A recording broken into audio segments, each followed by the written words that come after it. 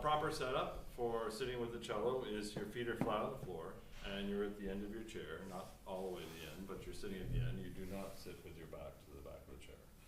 So we're sitting with our feet flat on the floor, hands on both sides of our knees.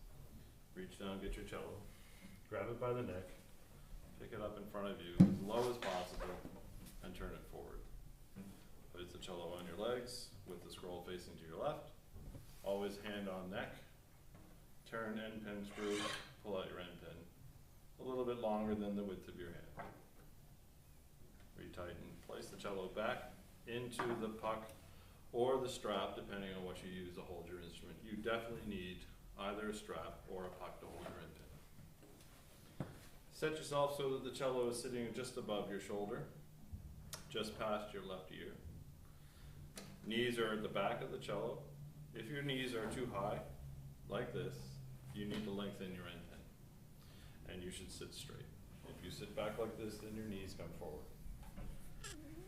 Your cello should fall just about midpoint on your body, in your chest, just lightly touching.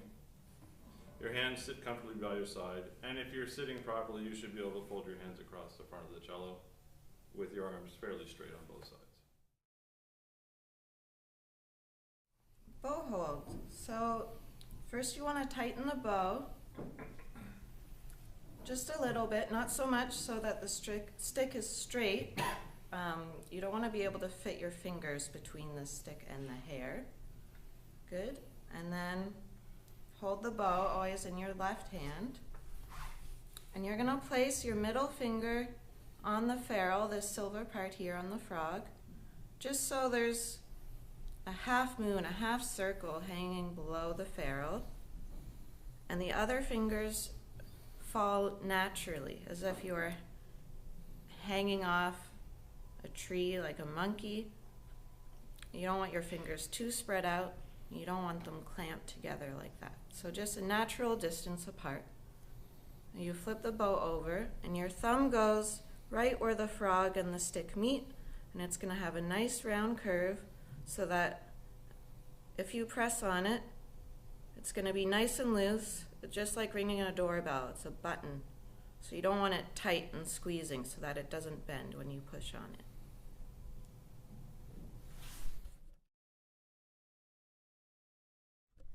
Pizzicato without the bow. So you can hold the cello with your left hand. You're going to bring your right hand out, thumb up, and first finger out. You'll flip it over and bring your thumb to the side of the fingerboard, mid-distance between the end of the neck and the end of the fingerboard. You don't want to get into below in this space where your bow goes. So midpoint, you're going to brush the open strings, index finger pointing to the floor.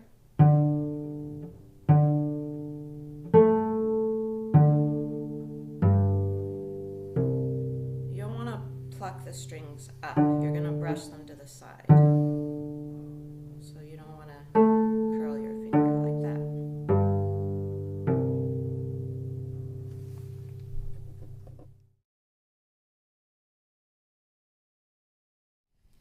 Left hand cello shape. So you want to bring your left hand out to your side. Think of holding a can of pop or a cup. So you have a nice C shape for cello. You're going to bend at your elbow and bring your hand to the cello. Thumb will be behind the second finger, your middle finger. You're going to have nice round fingers, and you're going to press, not squeeze, to push the string down. And you just need to get the string down just enough to get a nice ringing sound. If it's not pressed down enough, you'll get a thuddy sound.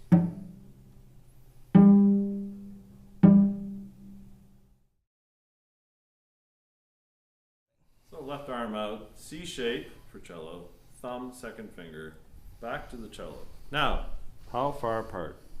Now, you have tapes on your instrument, but another easy thing to do is to take your free hand and slip those fingers between. That's about how far apart you want your fingers to start with. After a while you'll adjust that, but you do want that general spacing with all fingers curled and on their tips. You must have short fingernails to play. Drawing the bow.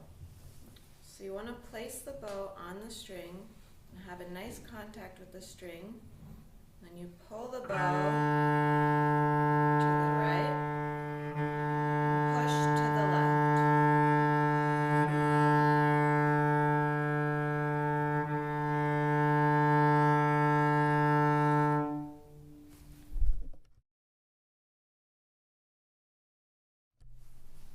Bow pressure and speed.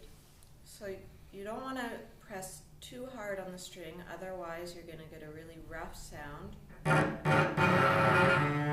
And if you're too light on the string, you're going to get an airy sound.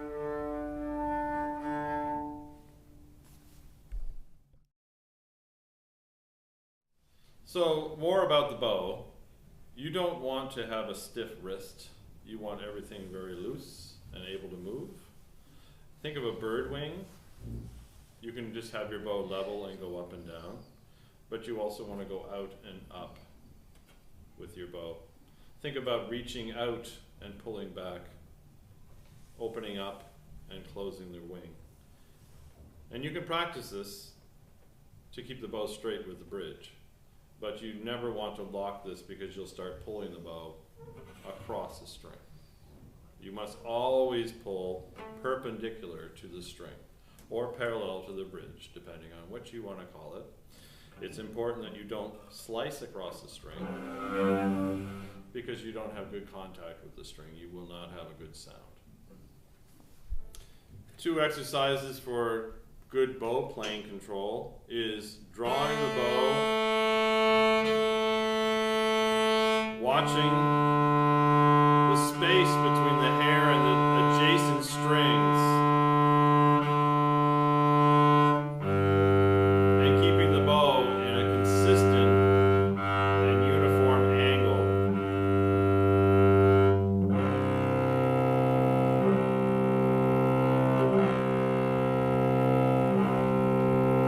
You will notice that if you are hitting your knee, your knees are too far forward, and you need to adjust your end pin length to clear that space.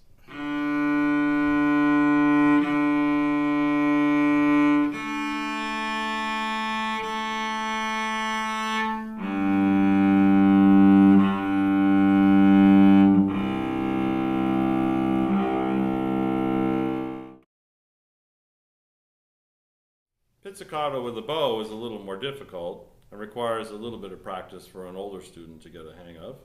You'll hold the bow normally, and then you're going to flip the bow up into your hand with your 3 fingers, leaving your thumb and first finger free to do pizzicato.